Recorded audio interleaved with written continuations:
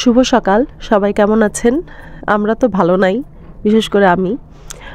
সংসারে যদি ৩ জনই অসুস্থ থাকে তাহলে কি করে আর চলে? যেহেতু আমাদের পরিবারে আর বাড়তি কেউ নাই, শুধু আমরা ৩ জনই।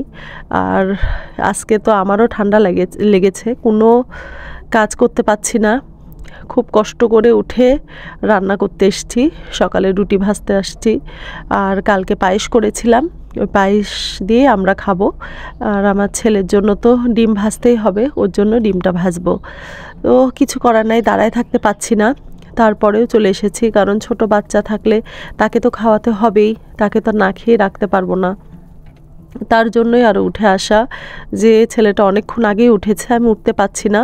তারপরেও কষ্ট করে উঠে চলে এসেছি রান্নাঘরে এসে তাড়াতাড়ি করে নাস্তাটা করে নেব, যেহেতু আমাদের পায়েস করা আছে, তো আর অন্য কিছু করার চিন্তা নাই।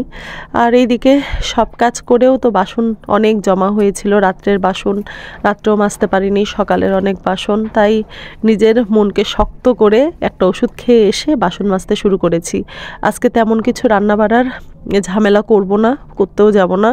শুধু আলু সিদ্ধ করব আর একটু ডাল করব, তাহলেই হবে। আমার ছেলের অত সমস্যা নাই, যদি একটু ঘি আর ডাল থাকে তাহলে কিচ্ছু লাগবে না। আমরা একটু ঝাল ঝাল করে আলু সেদ্ধ মাখিয়ে নেব, আর ডাল, পেঁয়াজের ডাল, ওই দিয়েই হয়ে যাবে। আজকে আর পাচ্ছি না যে কোনো কিছু কষ্ট করে রান্না করব, তাই এই এই রান্না করব। পুচুর বাবা বলল, সমস্যা নাই, যেটুকু পারো সেটুকুই করো। তো এই যে রান্না করতেও চলে এসেছি, কুটা বাছা করে নিচ্ছি। আলুটা আগেই ছিলে নিয়েছি। আলু সিদ্ধ করার পর ছিলতে আমার অতটা ভালো লাগে না, তার জন্য আগেই ছিলে নিই। আর এদিকে ভাত বসিয়ে দিয়েছি, এখন মসুরির ডালটা একটু বসিয়ে দিব। ডাল সিদ্ধ করে তাড়াতাড়ি করে সম্বারা দিয়ে নেব। জিরা আর কাঁচামরিচ আগেই দিয়ে দিয়েছি ডালের মধ্যে, যেহেতু রিতম খাবে, তো বেশি ঝাল দেয়া যাবে না। তো এই যে সব ভাজাভুজি করে নিলাম, পেঁয়াজ আর জিরা দিয়ে ডালটা সম্বারা দিয়ে নিয়েছি। ডালটা একটু ঘন করেই করব, ঘন ডাল খেতে ভালো লাগে কিন্তু সিদ্ধ ভাতের সাথে, আমাদের তো খুব ভালো লাগে।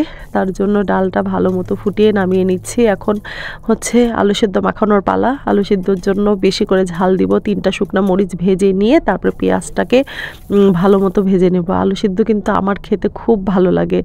কিছু কোনো কিছু করতে না চাইলে, যদি রান্না ফাঁকি দিতে চাই, তাহলে আমি ওই আলু সিদ্ধ আর ডালই করি।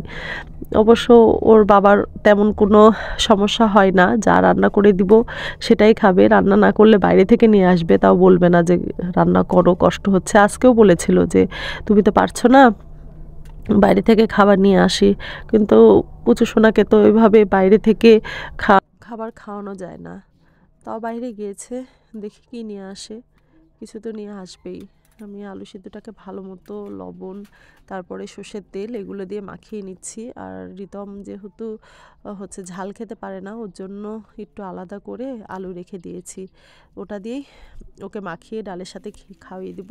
আর ওর বাবা নিয়ে এসেছে রোস্ট ছেলের জন্য।